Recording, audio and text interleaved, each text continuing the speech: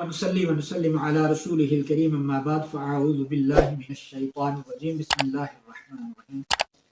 بلى من أسلم وجهه لله وهو محسن فله أجره عند ربه ولا خوف عليهم ولا هم يحزنون۔ سامعین کرام، سورہ بقرہ کی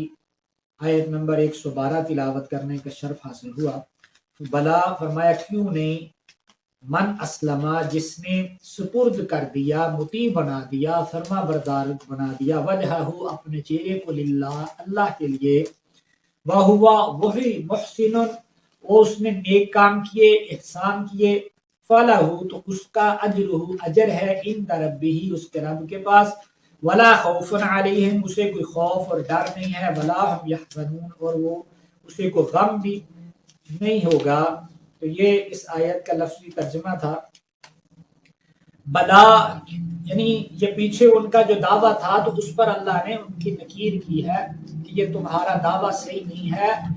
بلکہ جنت میں جانے کے لیے بلا، بلکہ کیوں نہیں، جنت میں جاؤ گے لیکن جنت میں جانے کے لیے یہودی ہونا، عیسائی ہونا، بت پرست ہونا یہ نہیں، بلکہ من اسلم للہ اپنے آپ کو مطیع فرما بردار کر دینا، تابع کر دینا اللہ کے حکم کے، اس کا نام ہے یہ ایک۔ اور دوسرا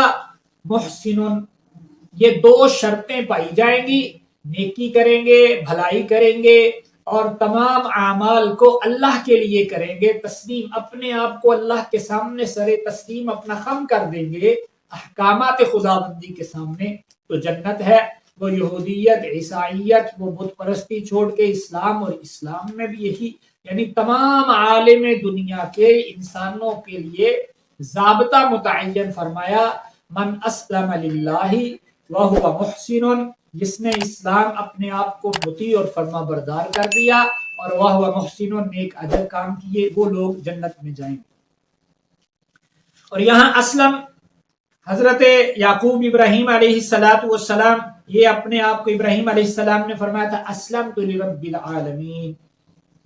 میں اسلام قبول کرتا ہوں، یعنی میں تسلیم کرتا ہوں اللہ تیرے تمام احکامات کو۔ یعنی فلسطین کی ہجرت کا حکم ہوا، وہاں اسلم تو میں نے مان لیا، خانہ کعبہ کی تعمیر، اسماعیل علیہ السلام کے گلے پہ چھری، جو بھی حکم آیا مان لیا، تو اس لیے یہ ہے اسلمت لرب العالمین۔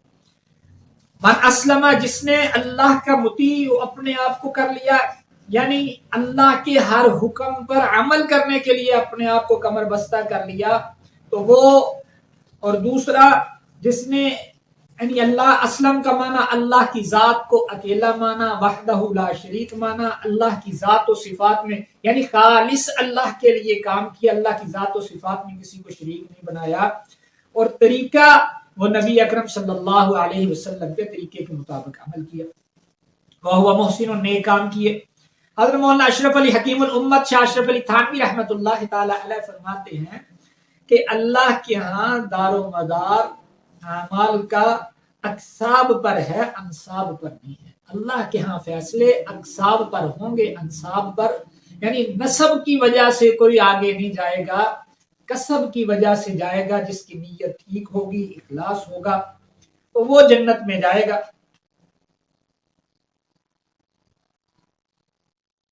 ابو العالیہ اور ربیع ابن انس کہتے ہیں اسلم کا معنی ہے جس نے اللہ کے لیے اخلاص کر لیا۔ سعید ابن جبیر رحمۃ اللہ علیہ فرماتے ہیں جس نے اللہ کے لیے اپنے دین کو خالص کر لیا، من اسلم، اور وہ محسن پھر وہ رسول اللہ صلی اللہ علیہ وسلم کا متبع بھی ہو، کیونکہ عمل کی قبولیت کے لیے دو شرطیں ہیں، عمل خالص اللہ کے لیے ہو، یہ ایک شرط ہے قبولیت کے لیے، دوسری شرط ہے عمل درست ہو اور شریعت کے مطابق ہو، صحیح ہو اور شریعت کے مطابق ہو، نبی مکرم صلی اللہ علیہ وسلم کے طریقے کے مطابق ہو۔ یہ دو شرطیں ہوں گی تو عمل قبول ہوگا، ایک بھی نہیں ہوگی تو عمل قبول نہیں ہوگا۔ اسی لیے نبی علیہ السلام نے فرمایا من عمل عملا لیس له امرنا فهو رد، جو شخص ایسا عمل کرے جس کے بارے میں ہم نے حکم نہیں دیا تو اس کا وہ کام کیا ہوا، وہ جتنا بھی اچھا بظاہر نظر آئے وہ مردود ہے، وہ قبول نہیں ہے۔ اسی طرح وہ راہب جو بڑی ٹھیک ہے وہ کرتے ہوں گے، نیت میں ان میں کوئی شک نہیں ہے، وہ خالص اللہ کی رضا کے لیے وہ افاقے بھی کرتے ہوں گے، دنیا بھی چھوڑ دی ہوگی، نیک اعمال بھی کرتے ہوں گے، یا آج کل جو کافر کرتے ہیں